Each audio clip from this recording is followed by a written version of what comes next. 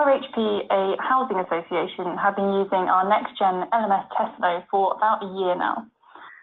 Before, they'd been using an old-school system for a long time, and they came to Brightwave really keen to reinvigorate their learning culture and carry out a system-wide update that would better support what is actually a very enthusiastic workforce towards learning. So the organisation describes themselves as digital by choice, not by default. So their learning and development offerings really needed to reflect that better. RHP's tessello is a great example of how the creation of an open space for learning can enable and empower employees. It forms a key part of the digital blend that helps to join RHP's online and offline learning. And it creates that hybrid social space where talent can be unlocked, and learners can see what personal development is out there, what they can achieve when they've got the place to learn, and share and apply new skills and knowledge to old problems. So I'm here now at RHP's amazing offices in South West London with Jaz Sandhu, Learning and Development Advisor. So first up, I thought you should tell us a bit about the place to learn from your perspective. So what was the origin of the idea to get it? Why did you make that decision to take your L&D in a new and exciting direction? Okay, so I've actually been working in the L&D team for about 4 years, and before our old system, RHPlace to Learn, was really, really outdated. It was only used for new starters and managers. It was quite formal, rigid, didn't really change much, and I knew that needed to change. So the thought process behind RHPlace to Learn is an online knowledge hub for all of our employees to use, doesn't matter what your job title is, where you can log on with easy access and have access to all of the group's information all on one site. So that was the sort of main focus. And we really wanted it to be a place for people to go and learn something. So whether that was sparking their imagination, learning something new from outside the sector, or having a read of our new strategic framework, whatever it may be, we wanted that to be the place for people to go. Yeah, so kind of allowing people to educate themselves and explore things themselves. Absolutely, and our people are very much into self-directed learning, as opposed to having learning imposed on them. We recognise that, so actually what better way than to have something that you can log into, whether it be from your mobile phone, your tablet at home, wherever place they are, or even at work, that's the place that they go. So that kind of change takes quite a bold learning culture, really. Were you always confident that that transition would be successful and welcomed by everyone? Absolutely. Our people are very, very open to change, and they're very resilient. We've been through masses of change being a housing association anyway, so actually we know a lot about our people. We use the data about our people to be able to make decisions like the one that we made with RHPlace to Learn. So we knew that it would be welcome, but we also knew we had to take them on along with us on the journey.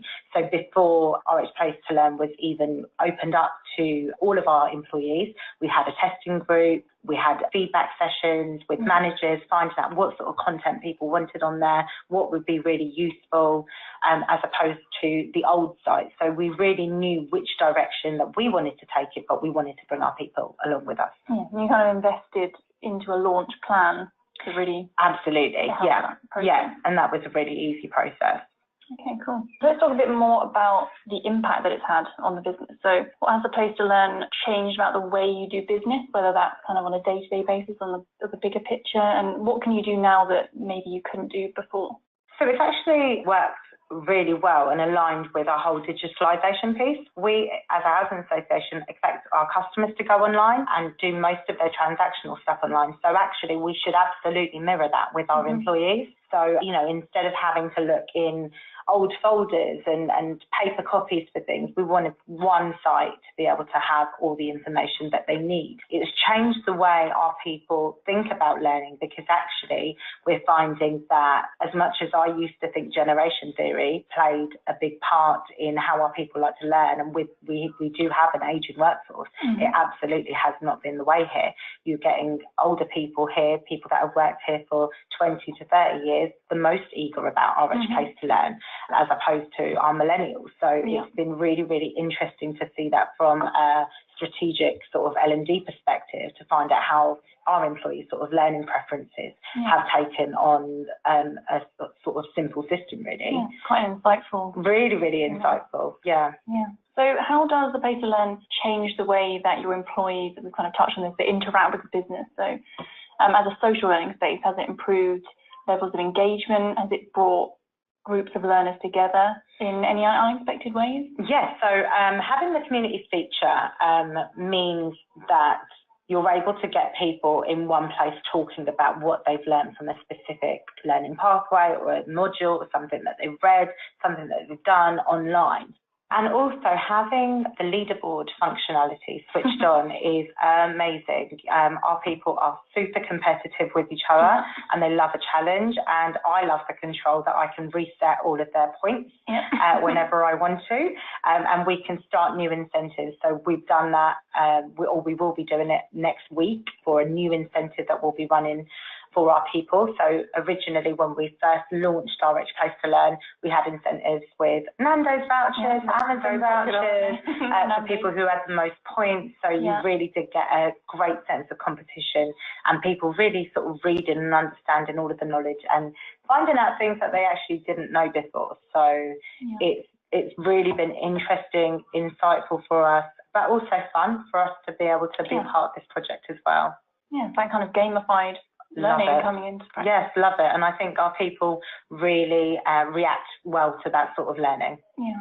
So we have a lot of conversations in the L&D world around where next-gen learning methods, so the social and collaborative tools, etc., that you have on something like tessello, how that complements or replaces the traditional LMS and face-to-face training. So what do you think the big value there has been to RHP, and why choose this over just a basic LMS? An LMS to us is something that we wouldn't even consider for our brand. We are very confident and sure of who we are. So actually, in terms of delivering learning interventions, it needed to be something that has the ability to consider various different parts of how people like to learn. We prefer that blended approach. So what the tessello system gives us is the ability to be able, for somebody to be able to read something, then to go listen to a podcast, watch a video, and then go do something in the business. So we're able to utilize everything that we have as a business, but still be able to report from it from one system, which absolutely works for us. And it's definitely the way organisations should think about going. Face-to-face workshops for me, you know, there's definitely a use for them, but I think, you know, there's so much more that can be done online, and using peer-to-peer community groups, support through that sort of, you know, online community is going to get you more results than you ever would have hoped for, definitely. So we are working at the moment on really big improvements to our reporting tool. It's going to be launching this year, and it will allow you to build your own custom template. So how do you think this will impact you? Will it change maybe the way you approach your metrics, or just how will it impact you? Reporting, as anyone who working in L&D knows, is the biggest tool for your own evaluation. So having a system that is able to manipulate the data for you is a lot simpler than you trying to figure it out in your own head, or just by knowing your employees. I think that all of the updates and upgrades that you guys have made have been fantastic, and what you do get with tessello is a weekly update of anything that's been done in that week, and it's really simple information, so I can tick the list off in my head going, okay, well, that's been done in 2 months' time, or that's being done next week, so I know what to look out for. And also the relationship that we've got with you as our account manager, you're always there to let us know about any sort of updates. So yes, reporting is going to be, if you guys can get that even better, that's going to be even more amazing. So just lastly, finishing up, I wanted to quickly touch on how your site looks, because I've mentioned to you a few times now that I work with a lot of tessello clients, and no offence to anyone else, but your tessello is definitely my favourite in terms of the look and feel. So you've customised the site to sort of align really well with your brand values, and it just looks great. So I want to know how important that is to you, and whether you think that makes a difference to how your learners relate to it, how they use it? Did they sort of accept it more because of that? And how easy is that to do? Like, how do you find that customizing? We would not have opted for tessello if we weren't able to put our mark all over it. And there are plenty of organisations out there that we were talking to at the same time as when we were in talks with you guys, that were, you know, offering the world, but it was their world, and that doesn't work for us. We're very sure of who we are, and actually for us, our people are very sure of what our brand is. So for us, that consistency piece is, you know, absolutely key. We needed to make sure it's got us written all over it, so it feels authentic to the end user, so it feels like us, so it's not a change and it's not scary, because for any type of transition piece, you need to make sure you've got that fluidity in there.